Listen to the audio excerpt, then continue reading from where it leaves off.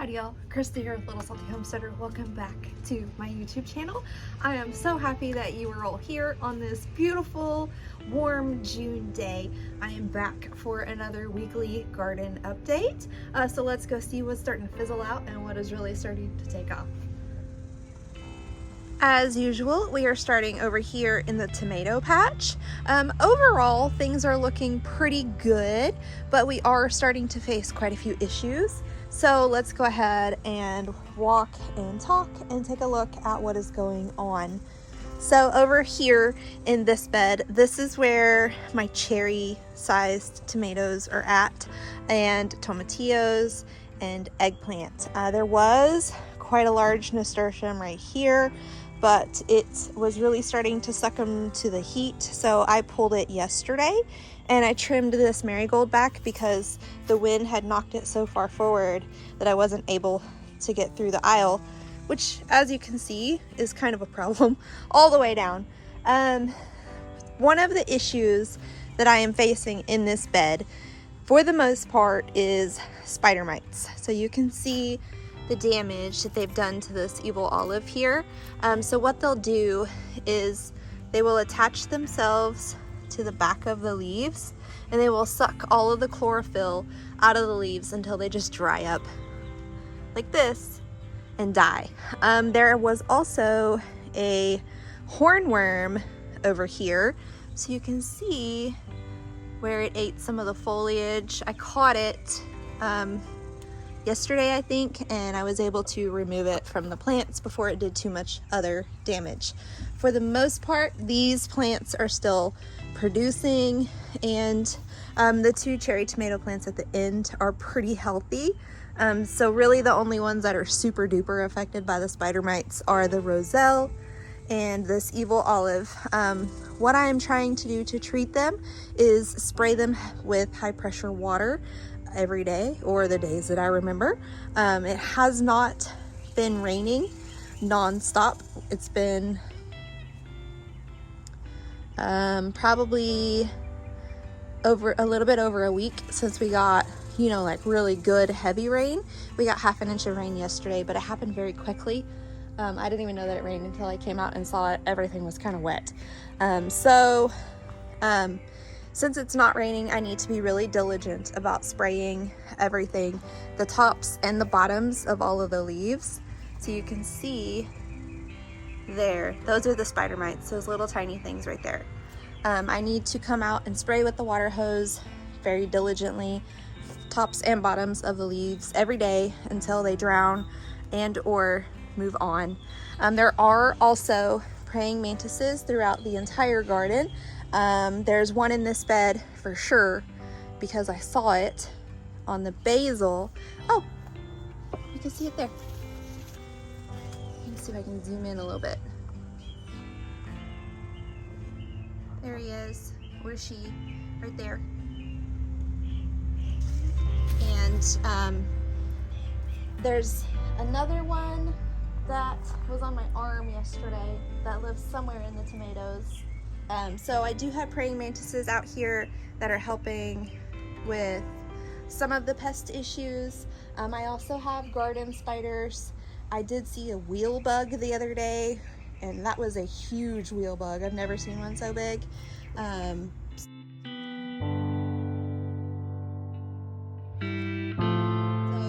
we do have the good bugs moving in to help assist with the bad bugs. But I don't know if any of those eat spider mites. So anyway, my plan for the spider mite problem is to just continue to spray with high pressure water. You can see some cherry tomatoes. That's a roselle cherry that needs to be harvested there. And then a few cherry tomatoes there, and maybe a little bit farther down that needs to be harvested. Maybe, yeah, that evil olive is ready to be harvested. It doesn't ever turn like fully red or orange. It stays mostly green. You have to do it by feel, and since it's still a firm tomato even when it's ripe, it's kind of difficult. This tomatillo is getting huge, but I don't know if it actually has any tomatillos growing on it. It has a ton of blooms, but the other 2 tomatillos are down at that end, and I don't know if they're too far apart in order to kind of work together and give me lots of tomatillos. There was one planted here. Well, I actually planted 2 here. Roly-polies ate both of them, so that's why there's only 1 at this end and there's 2 down there. These eggplants, so you could see more spider mite damage on these leaves, but the new leaves look pretty good. Let me zoom back out, there we go. The new leaves look pretty good. And then this is like the variegated variety, so it'll be purple with like white stripes all the way through. And I think maybe I'm gonna finally start getting fruit on these. There's 3 of these, and then there's 2 of the purple eggplant varieties. I harvested a few on Friday that I turned into eggplant pizza. So now we're just waiting for the rest of these to grow. And then I have 2 more tomatillo plants there and there. And these look pretty good. I think maybe we might be getting tomatillos soon. We shall see. My goal for those is to make salsa verde. So we'll see. I mean, I don't like need them. I just want them for salsa verde. So we'll see if I'm able to get some for that. And then there's some cherry tomatoes there. I like to harvest at that stage because we have lots of grasshoppers that have been eating all of the tomatoes, or some of the tomatoes, so I like to pick them before the insects get them. So let's talk about this middle bed. This is the bed that has the most prolific varieties of tomatoes in it. Unfortunately, there have been some spider mite issues, and I think that there have also been some blight issues. I'm not really sure what's going on with that borage. Let me see if I can zoom in on that borage so you guys can see kind of what I'm talking about. So the leaves are kind of spotty there, and then the flowers look kind of grody. It was looking really good, and then like the next day it looked really gross. So I'm not really sure what's going on with that. If you guys have any idea, let me know how to treat it, or if I just need to cut it down or what. But there are a lot of tomatoes growing in this bed. I think that there have been 2 hornworms in this bed, maybe. I think the bulk of the hornworms that I found so far were in that one over there, but we'll get over there and we'll talk about it. Okay, I'm gonna zoom back out. So this one has most of my slicer varieties, and it has my determinate varieties.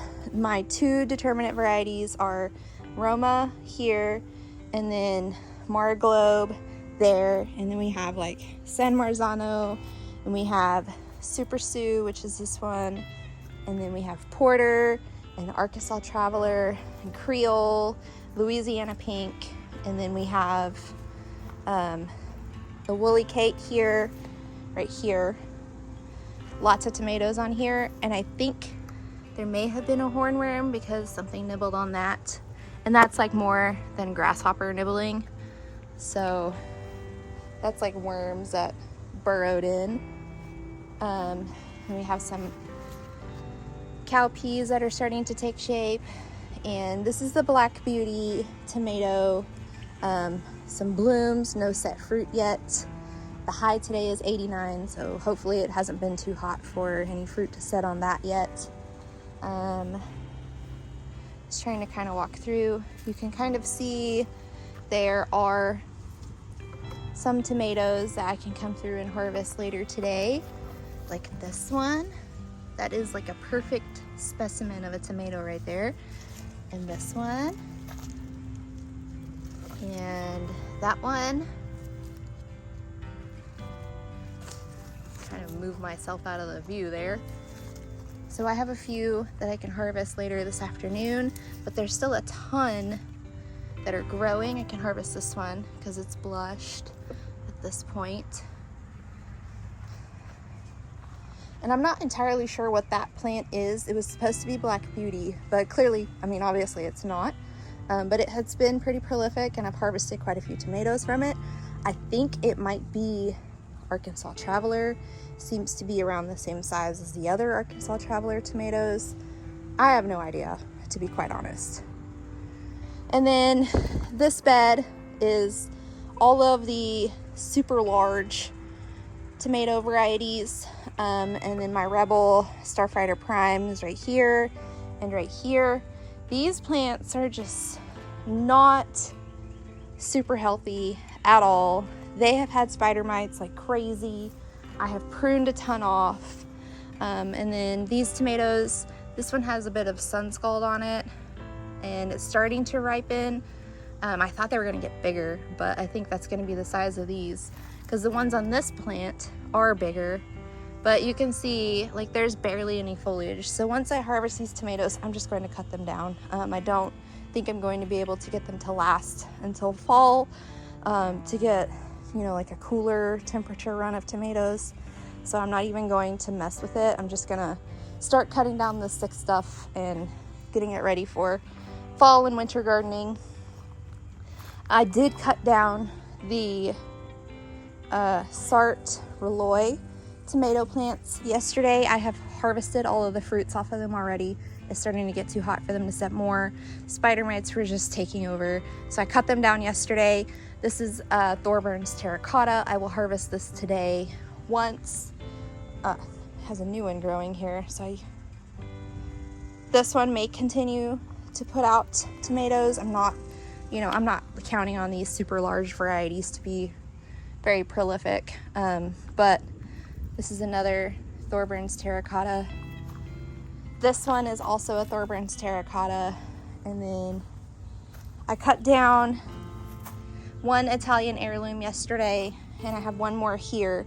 Once the tomatoes are done growing on this one, I'll go ahead and cut it down as well. Just, you know, start clearing space, getting ready for the fall garden stuff to start coming out. And then I don't think it has any other tomatoes on it. That is really just my plan for all of these super big tomatoes. Once what is growing comes off, I'll just cut the plant down, let those roots start dying back into the soil. This is a Japanese black truffle here. Look, you can see, maybe, see if I can change the angle here and zoom in a little bit.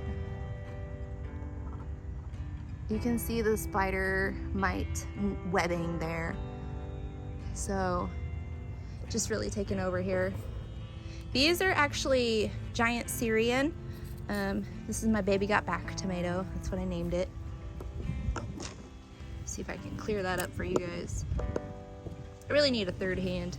Okay, so this is my baby got back tomato. That is also a giant Syrian. I'll probably harvest that one today since it's got a good color on it.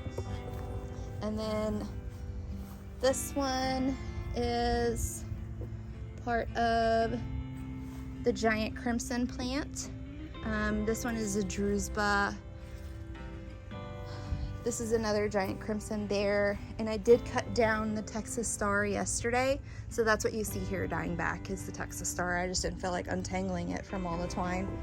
And then there's a spider living in here, so I'm not going to go digging through there because I don't want to disrupt the spider. It's not a regular garden spider. I don't know what it is, and I don't want to get bit by it.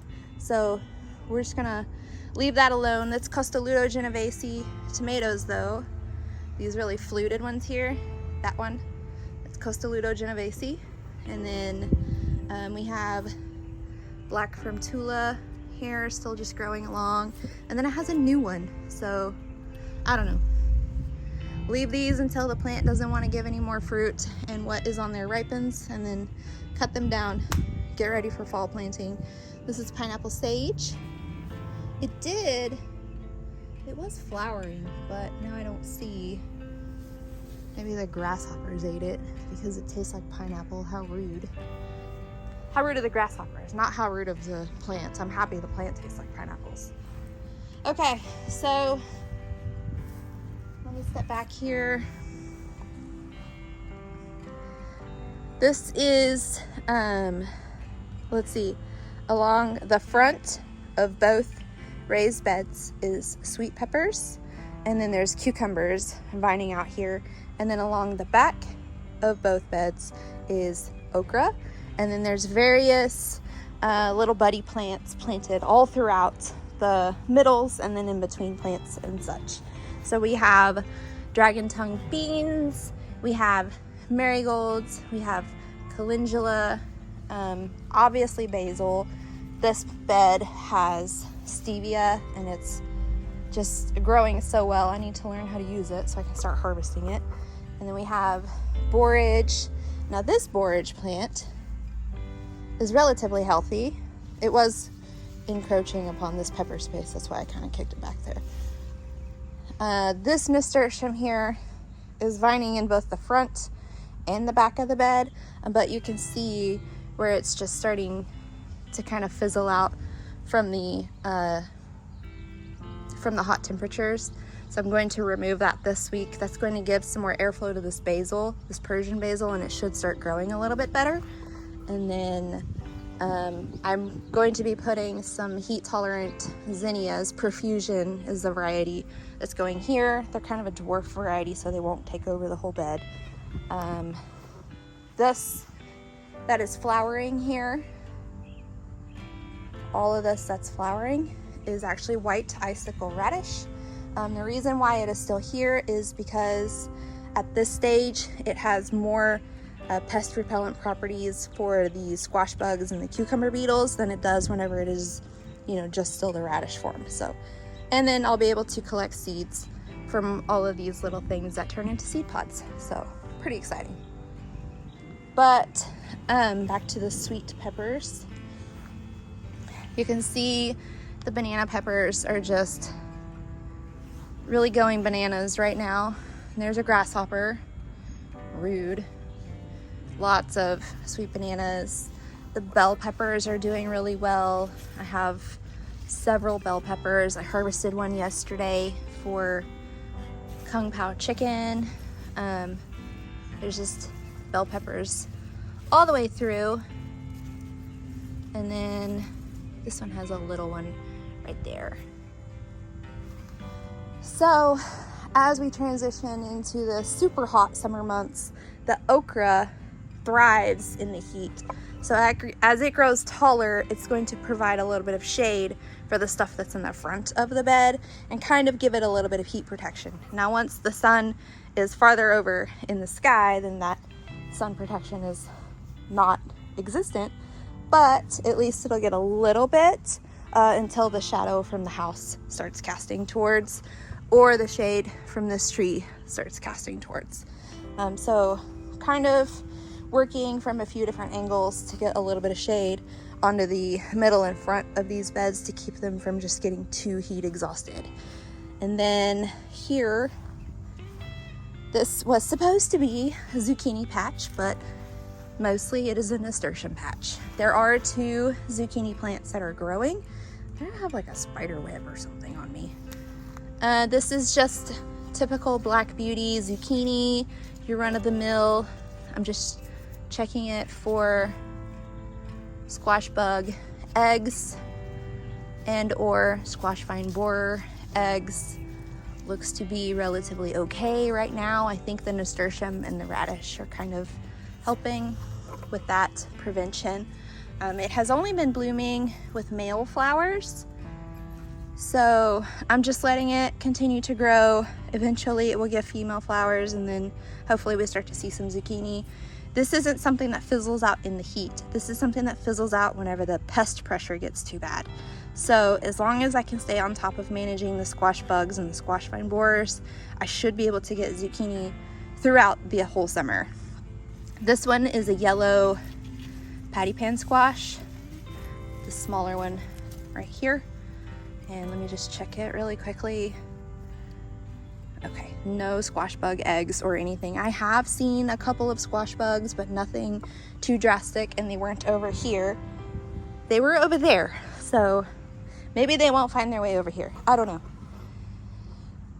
Okay, so there's nothing wrong with my basil. I have a ton of basil, y'all. That's awesome. I do have more sweet peppers in the front of this one, like I was saying.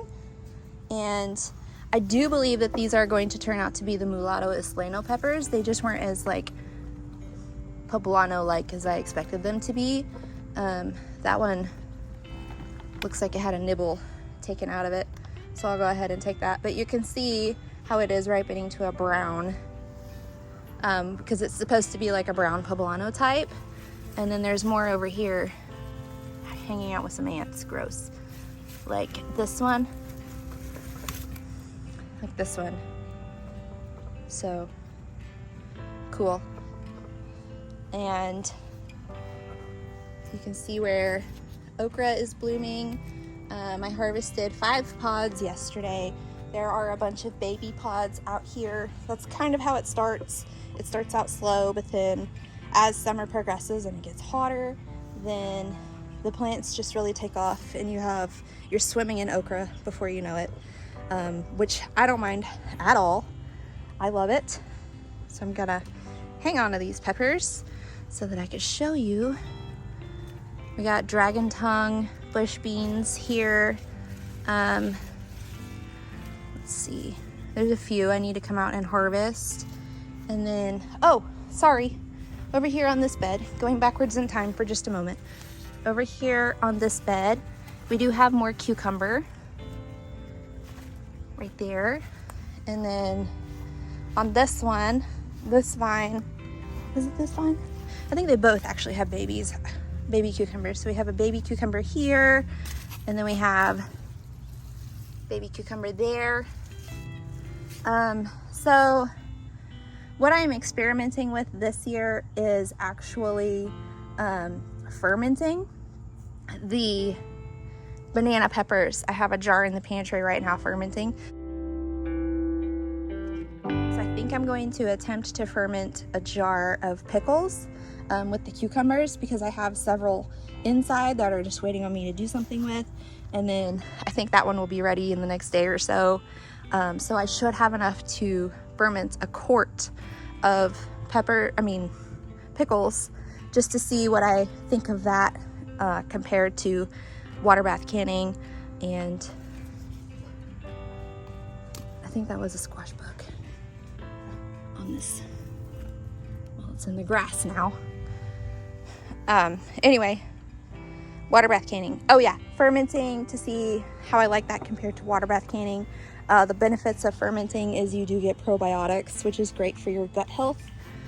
So yeah, I think that might be a squash bug. Ooh, it flies. That's gross. Okay, so that's what I'm trying to prevent from laying eggs on my zucchini and my yellow patty pan squash. You can see more okra blooming. That one had some ants on the blossom yesterday, so I think that's why it looks all kind of chewed up a little bit. But you can see an okra growing there, and you can just wash the plants off with high pressure water to get rid of any like ant or aphid issues. It doesn't really slow down the production at all. It just kind of affects the shape of the flower or the fruit. You can see that the nasturtiums over here are starting to fizzle out too. It's just really getting quite hot quite quickly. But back up a bit.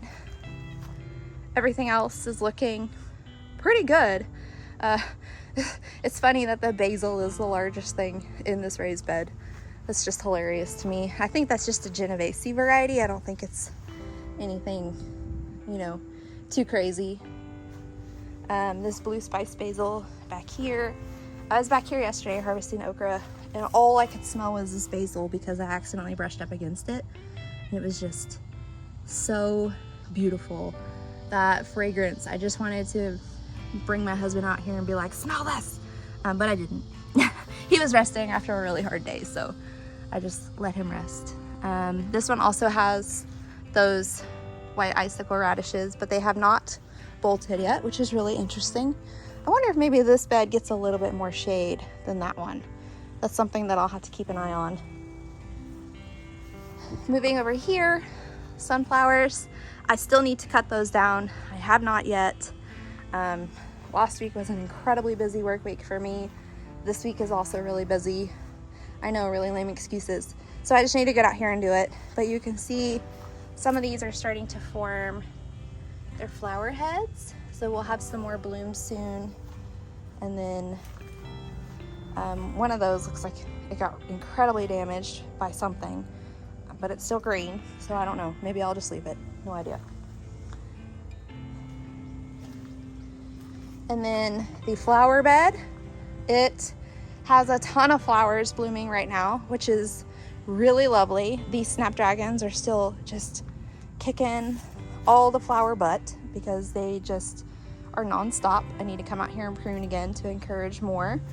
Then we have zinnias, the amaranth in the back, my cilantro that I needed to collect the seeds on, but they all dropped in a really bad storm and all sprouted. So I'm going to have a cilantro farm soon. Then we have these Diablo Cosmos and more zinnias. The problem that I'm having in the zinnias, as you can see, is the powdery mildew. Once it starts, it just kind of takes over the plant, and then the leaves start to look like this. So I'm going to have to just cut all these plants down. That's going to be the best way to just stop the problem. Cut all these zinnias down at the ground level, let their roots break down into the soil, contribute to soil health, and then just plant another round. There are treatments that you can do. I don't know what they are 100%, that will stick to organic gardening practices. So that's why I just have powdery mildew running rampant. That, and it rained so much that, I mean, it was just wet out here for several days. So, I mean, when you get that much water and no space in between with sunshine to dry it up, then yeah, disease issues are going to happen. So we have some geraniums down there, and then we have volunteer blue spice basil. That one I purposely planted there. That's lemon basil. And then we just have more. This end doesn't have as many zinnias because I had already cut some down due to powdery mildew issues. But this end is pretty filled up. And then we do still have a couple of snapdragons. This one is fizzling out. I recently learned that there's different time cycles for snapdragons. So some are better in early spring, some are better in late spring, and then some are better in summer. And then some, like that night and day variety down there, are perennials and just kind of kick butt all the time. So these must be like an early spring variety or middle spring variety, and now that we're entering summer, they're like, no thank you. And this one is starting to kind of fizzle, so I expect the rest of this plant to fizzle too. But I do really like the soft pink on that. That's really cute. There's a butterfly flying around my face. Okay, so now we're getting up to the patio area. This green stalk is bush beans and cowpeas. Actually, let me set these down really quick. So as I was saying, this green stalk is bush beans. You can see here, and then cowpeas. Here's some more bush beans here. This is like a flatter variety of green bean, and this cowpea is running wild. So this is a cowpea. It's definitely a running variety, so I'm just gonna send it back up there. But we're starting to get more cowpeas here. So I'm letting these fill out more, so they actually have, the full peas inside of them. Then I'll harvest them and shell them, and the plant will continue producing. Cowpeas are definitely like a heat tolerant variety plant. So it's my goal to harvest my own black-eyed peas this year. I attempted it last year, but it didn't quite work out. So between these and the ones in this bed, and then there's a few in that bed that are just starting to take off, should have my New Year's Day lucky black-eyed peas. And then there's just a few bush beans left. These are just about done. I didn't have the greatest green bean year. I think there was just too much rain and too much wind, and it just wrecked a lot of things. So once these are done, I think I'm just going to cut them down, and I think I'm just going to plant more cowpeas in there just to make sure I continue to get a good harvest. And then my perennialized kale that I can't seem to kill or get rid of is just growing right along. So I'm just gonna let it. And then here we have the hot pepper green stalk. Now, it is starting to be affected by the heat a little bit. We have a bee right here. So I'm gonna try not to bother the bee, but man, it's going after whatever it is that's in there. Okay, it is starting to suffer with the heat a little bit. It does get quite a bit of sun. So I'm having to water this a little bit more often than I'm watering out there, which makes total sense because there's more soil there. It doesn't dry up as quickly, and that has mulch. But overall, it's doing pretty well. Soon I will be removing the nasturtiums. There's just a few dwarf varieties in here, just because they're gonna die anyway. And then that will give a little bit more growing space to some of those peppers that are in there. But we have some hot wax banana peppers. I harvested another one the other day. I'll harvest those later. We have quite a few serranos that are growing, and then we have cayennes. These two are starting to ripen, and then these cool mushroom peppers. There's a ton of jalapenos on here, and they are hot. Like, they're not what you're gonna get at the grocery store, because the grocery store is like mild varieties. These puppies gave me the hiccups, and I don't typically get the hiccups from spicy stuff. So my husband got a good laugh at that, because if something is spicy, he will definitely get the hiccups. And then that is supposed to be a jalapeno, but it almost has like a bullnose shape. It is spicy though. And then one more. Oh, I saw these the other day, yesterday maybe. So we're starting to get some Baquino peppers. I don't know if that's the red or the yellow variety. I have two different plants, so hopefully I'll have one of each color, but what are the chances, right? Because it's a mixed pack. So I don't really get to decide. It's just one or the other, or both, or whatever. A couple more interesting peppers. Buena mulata. Sorry, bee. I forgot the bee was there.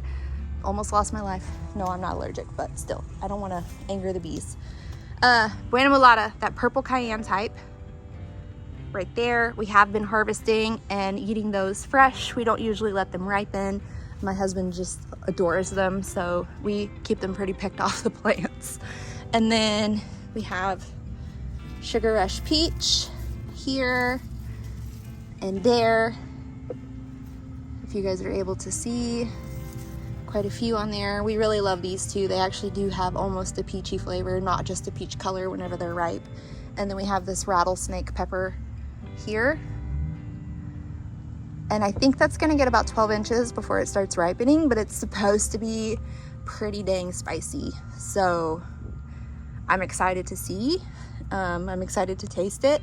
I grew it because of its name, I'm not going to lie. There's a jerk right there. Hello. But overall, looking pretty good. I did prune off a lot of spent marigold blooms yesterday, but I guess I missed them on that plant. But it looks pretty good. I need to fertilize it. I need to fertilize everything actually, but I'm still pretty happy with how this looks at this point in the year. Strawberries, I'm not surprised by how this looks. I'm not disappointed. I'm okay with how this looks so far.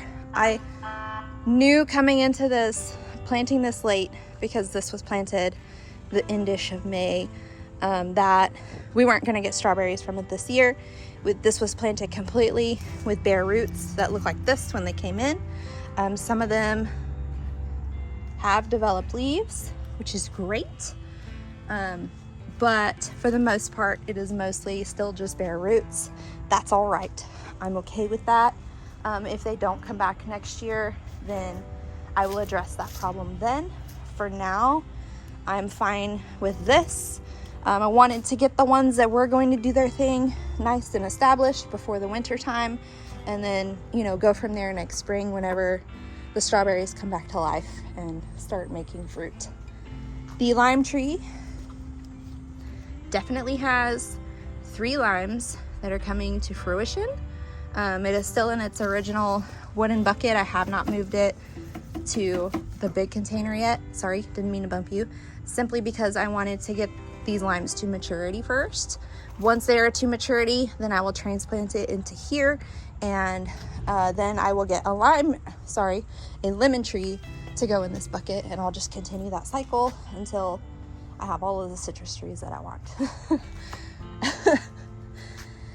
And one more green stalk. This one is the hodgepodge. It has a little bit of everything. It has herbs, it has flowers, it has vegetables, it has a lot going on with it.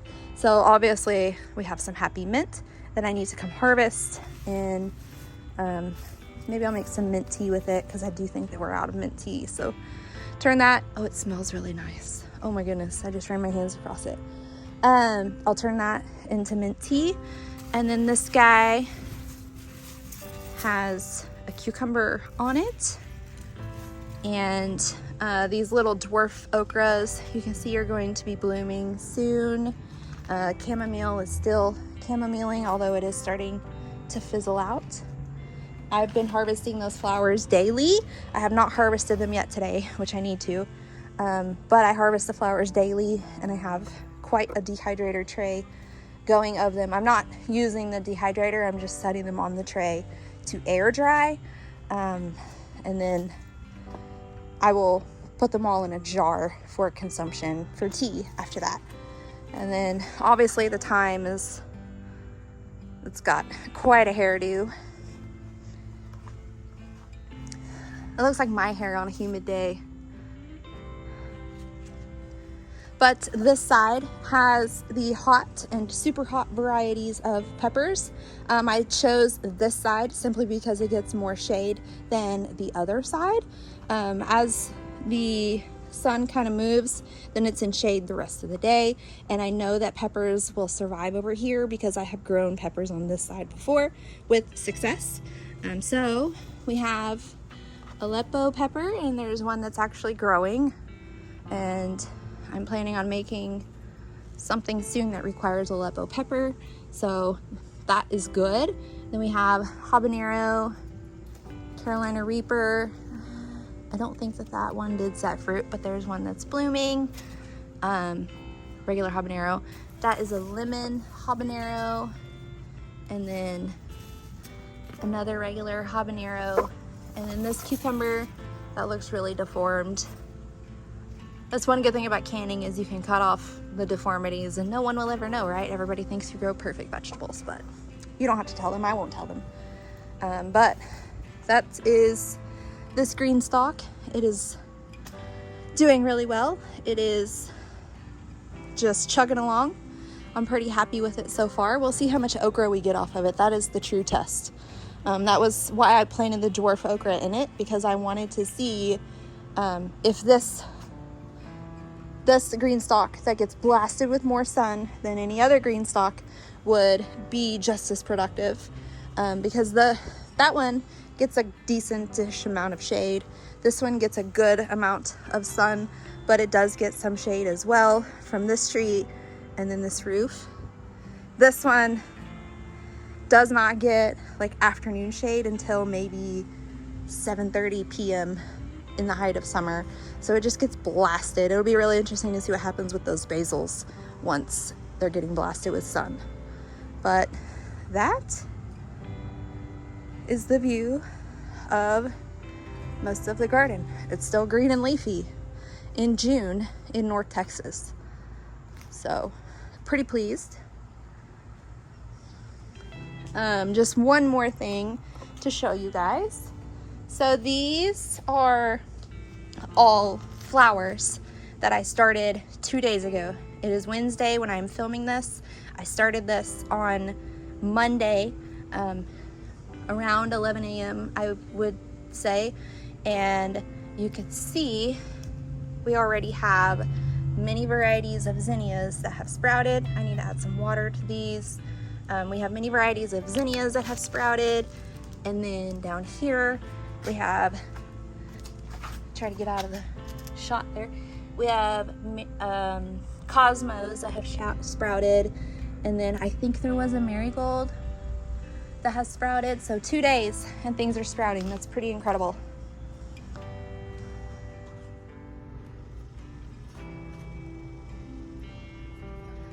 So that is a pretty good mid-June garden update.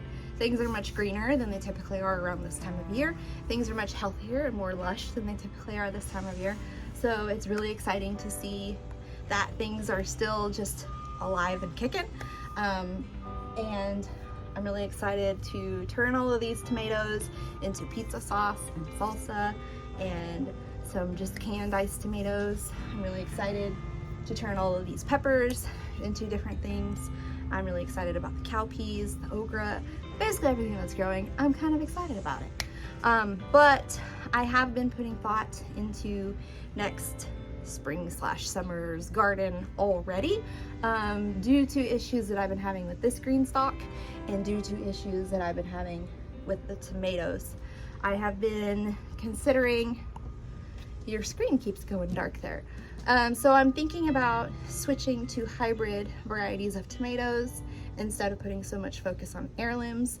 While the heirlooms are more pretty and unique to grow, they are definitely more challenging to grow. And while I am able to grow them, the whole point of me having this garden is to provide food for my family. And I feel like if I at least included a mix of hybrid varieties, I would do a better, my kid's scooter, I stepped on it and it fell. I feel like if I had a mix of hybrid and heirloom, or more of a focus on hybrid than heirloom, then I would do a better job of, you know, being able to put back food for my family. So the second thing that I'm considering is the tomato patch, where I have 2 rows of tomatoes. I think that might be impeding some of the airflow a bit because the tomato plants do get so big. So I'm considering putting hot peppers in the front rows, or the front rows of those beds, and then the tomatoes in the back rows of those beds. So of course that means less tomato plants, which is why I'm considering, you know, another bonus to the hybrids is they typically are more prolific. But that also means that my pepper plants will have more room in the soil. They will likely get a little bit better of a shade situation. And then of course that added benefit of the mulch that's in the raised beds as well. That will leave this green stalk open. So what I'm thinking about doing, and I have not fully decided on all of this, so all of your thoughts and opinions and advice on this are absolutely welcome, because I'm not decided. It's not next year yet. I have a little bit of time. I just like to think ahead and kind of plan things out in my head, so I'm not just approaching everything in my life with chaos. Anyway, that's going to leave this green stalk open. So what I'm considering is putting a focus of medicinal herbs in there. So yarrow, some more chamomile, lavender, some Tulsi basil. Obviously I need to do more research into medicinals because that's the only ones that are coming to mind straight offhand. But I think that I would get a good jump start on a medicinal garden if I started it in there. Plus a lot of those are perennials, so they'll return year after year, and I won't, you know, I just kind of amend the soil that they're in and they just continue to give me life and benefits and things. So if you guys have any ideas on what I can utilize this green stalk for, if I do transition the hot peppers out into the raised beds, definitely had a spider web on me, I would greatly appreciate it. But that is all I have for you today for this hot, it's not even that hot, it's only 89, this muggy weekly update. If you did like this video, please like and subscribe and do all those YouTube things. But until next time, go find a way to get those garden manicures. Bye!